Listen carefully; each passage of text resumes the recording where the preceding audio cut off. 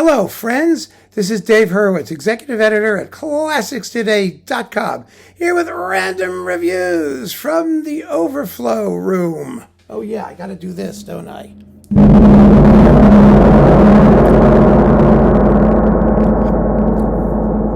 This is a rather quick video because I only have 4 discs to talk about as we work backwards through the letter L.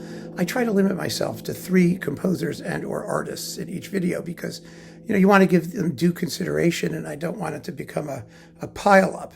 And some of these are really interesting, and this is one of those cases because there's some really, really nifty stuff here, major stuff here.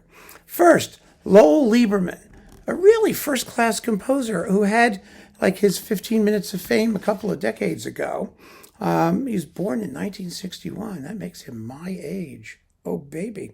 And this was recorded in 1997 and whatever. But boy, is he good. He wrote a lot of works for flute.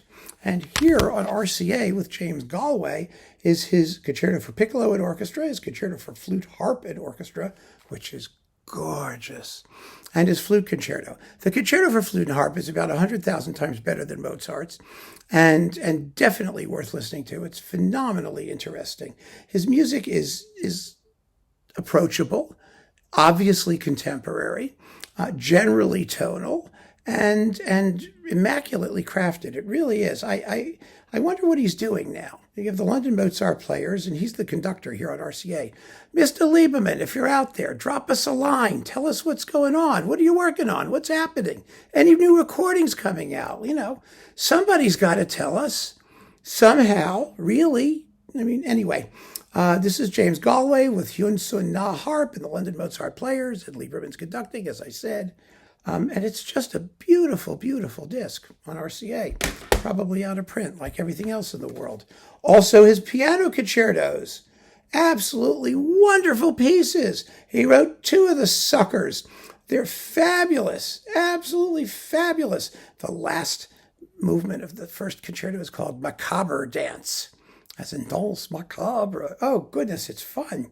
And also we get 6 pieces from Album for the Young with Stephen Huff and the BBC Scottish Symphony, once again conducted by Lowell Liebermann himself. So if you're conducting your own music, do more, if someone will pay for it. That's the thing, isn't it? He also wrote a sensational concerto for orchestra, which I have upstairs on the Albany label. That was at the BBC Symphony under Grant Lowell, and if I'm not mistaken, it's reviewed over at ClassicsToday.com, along with some other, chamber works and things of his. Go take a look.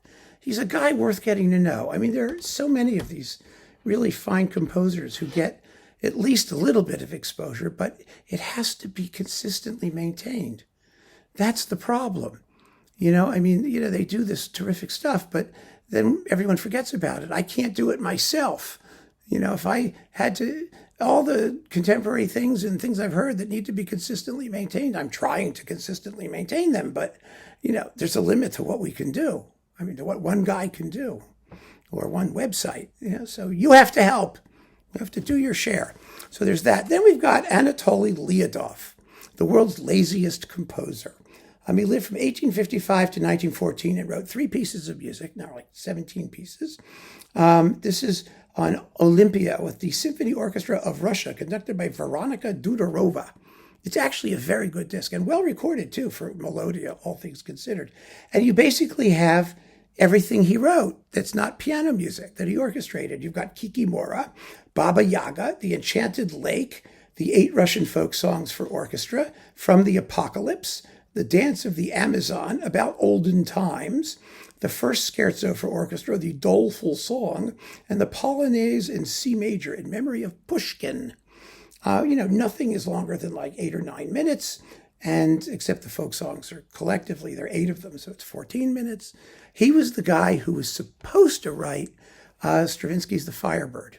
He was commissioned by Diaghilev to do The Firebird, but Diaghilev was horrified to discover about, a week before the premiere that Liadov had done absolutely nothing and wasn't even thinking about it. And so he grabbed Stravinsky and said, write The Firebird. And the rest, as they say, is history.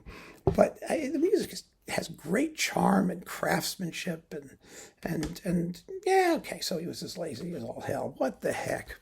I like people who only write 2 pieces of music, but they're good pieces of music. Then there's this lovely disc on Alpha featuring Gustav Leonhardt. Boy, at the end of his career, I gathered, when was the year that this was recorded? 2013? No, 2003. All right, 2003.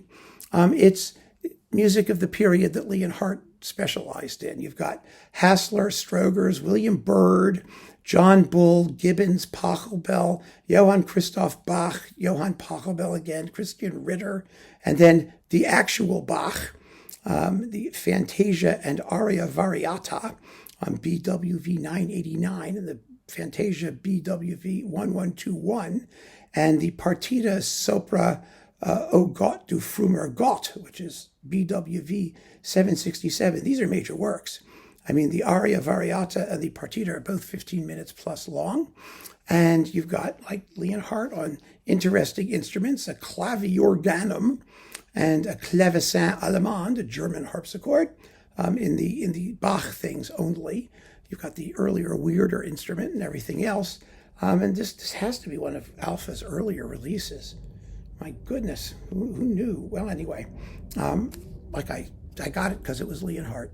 And I kept it because it was Leonhardt, and it is still Leonhardt.